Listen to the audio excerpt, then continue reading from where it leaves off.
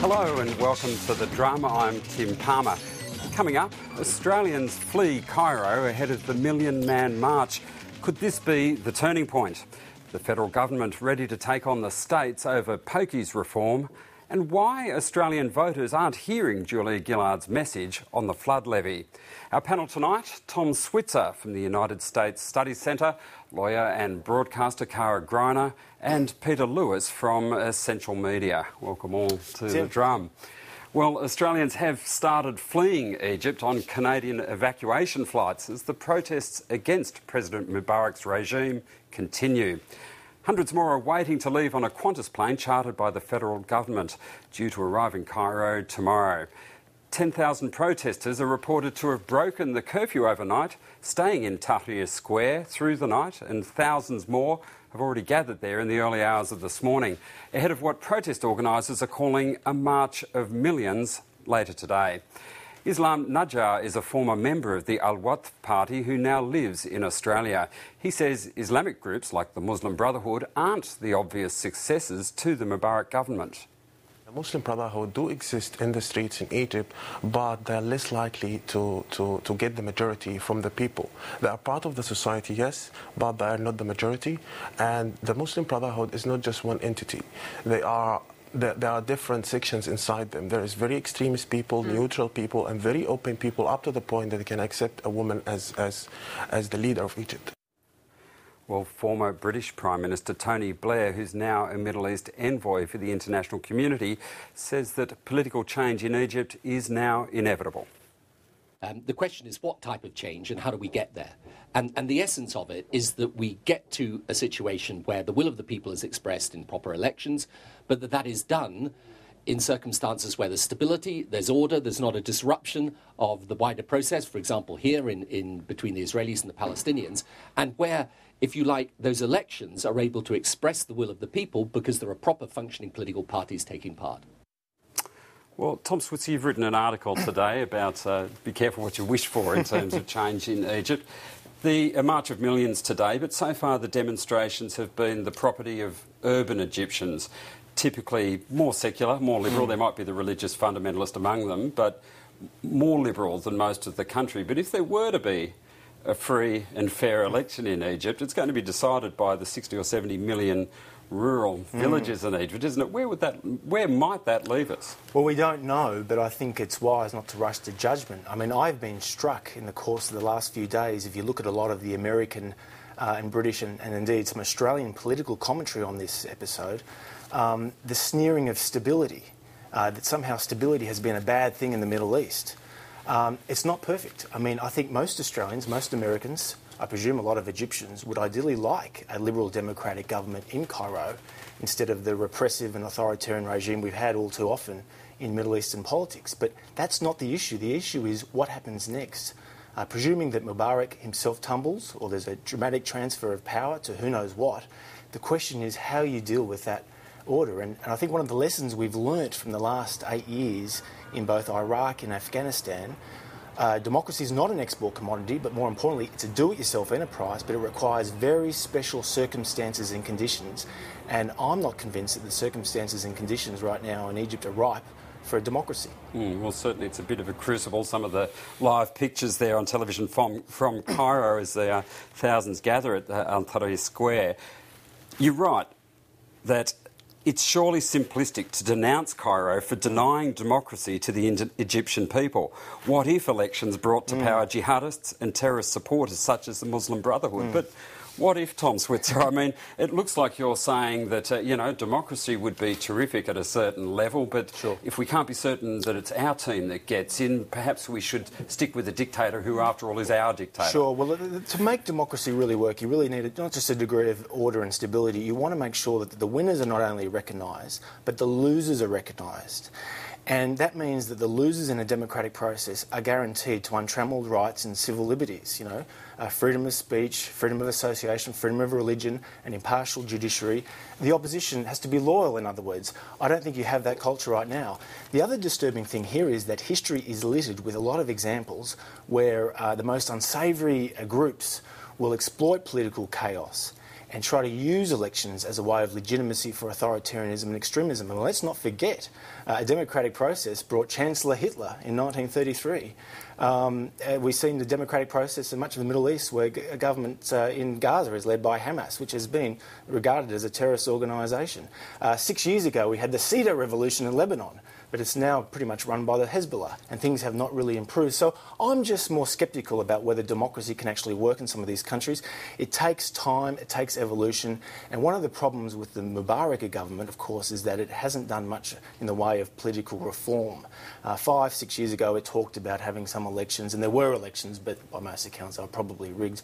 They've propped up this regime has been propped up for some time, but I think it's wise to remember that the Middle Eastern order has been a brutal, thuggish, but more or less stable regime for the last 50 years. But terminal now, surely. Well, but the danger now, of course, is that it's not just going to be brutal and thuggish, but also unstable. And I don't think one should underestimate that instability can quickly get out of control.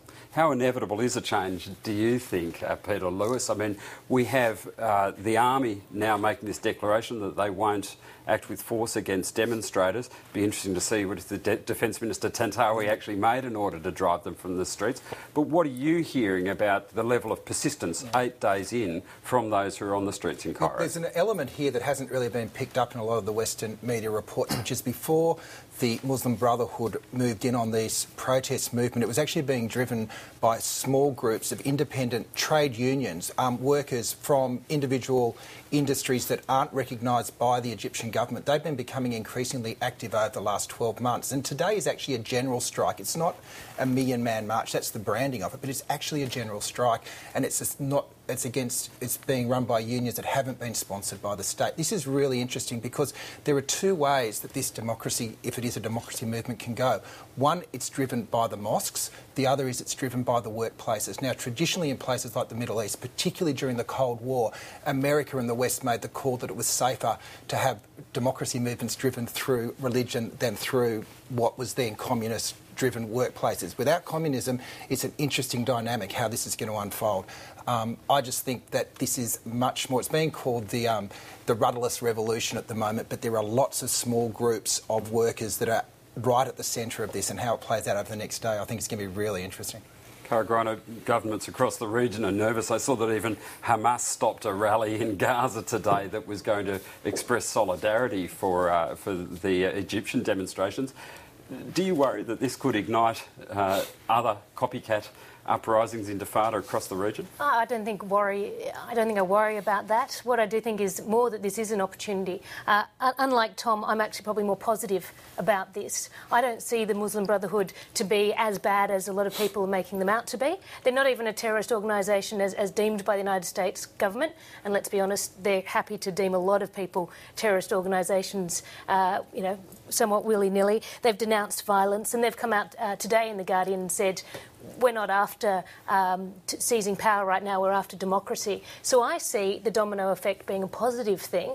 Yes, there'll be instability. If I was Israeli, yes, I would be nervous. But I think from a global perspective, I think this is a positive thing. I would disturb that bit of harmony there, Cara, by saying that the Muslim Brotherhood is indeed a terrorist organisation. It's a strong supporter of Hamas. It's a strong supporter of Hezbollah. It's a strong opponent of the Camp David peace accords from 1979, which is the linchpin of the Middle East peace. If it tore up that peace treaty with Israel, what would happen at, say, a border like Gaza? Well, that's exactly right. These are the unknown knowns. We can only fear the worst, and I mean that seriously. But also, we don't even know what their position is on the Suez Canal, which is a gateway of trade. And also, domestically, a lot of the spokespeople, sure, they're biting their tongues now, but a lot of them have said some nasty things about the rights of women, Christians, Jews and homosexuals. I don't think it's a savoury regime at all. Let's look at how this, for now, let's look at how this demonstration is being organised. I mean, some old technology is, in the end, helping people in Egypt to stay connected in the midst of talking about a Twitter revolution. Google has responded to the internet blockade of the country by creating a way to post messages to the microblogger Twitter, leaving voicemail messages on special phone numbers. Social networking expert Ingrid Volkmar says it's a new use of established technology. Service is quite interesting because it's using, in a way, old media, telephone landlines for people to make these calls to these international platforms where there are messages, their voice messages are then transformed into tweets, into short messages, which are posted automatically on Twitter. Well, Egypt's last working internet service provider, the Noor Group, went down today, leaving the nation entirely offline. Cara Greiner, we've also heard from Deutsche Presseagentur in Egypt that mobile phone services will be cut before this march of millions today. Tell me, is it possible to organise a decent intifada these days if you don't have Twitter, SMS and Facebook? Old school. It kicks in old school, and it's simply just, from what I've read, people going from neighbour to neighbour. Egyptian whispers, if you like. And I think that it's obviously much easier with technology, but the will of the people is so strong on this that I think that even with the internet down, and if they can disrupt the mobile phone services, they will still get, maybe not 1 million people, but the trade unions and everything else, I think they'll be able to organise themselves. Does it play into the hands of your grassroots sort of movement? Exactly. I think that we fall into the trap of overhyping the role of new technology when the latest revolution comes online. This is being driven by grassroots. This is a real groundswell. It's not something that's being facilitated by 140 characters. It's a bit like the old adage, but that the war after the next one will be fought with bows and arrows. It looks like the uprising after the Twitter revolution is going to be fought with crystal sets and shortwave radios. Yeah, well, Cara might be right about Afghanistan, but bear in mind, 18 months ago we had the same talk about a Twitter revolution in Iran. And what happened there?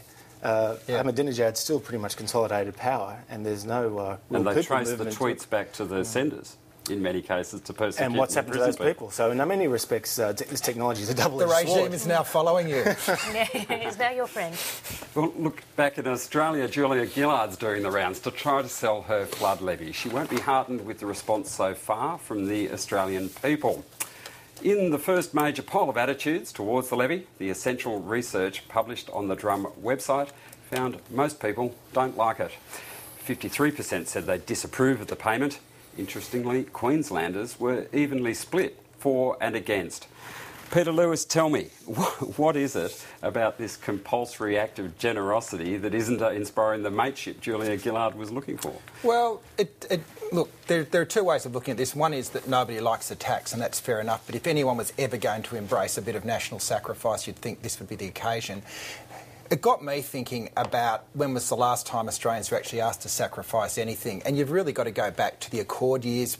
It's the last time we were asked to take a step back to gain something, which was basically an era where people agreed to forego wage increases in return for social benefits such as an extension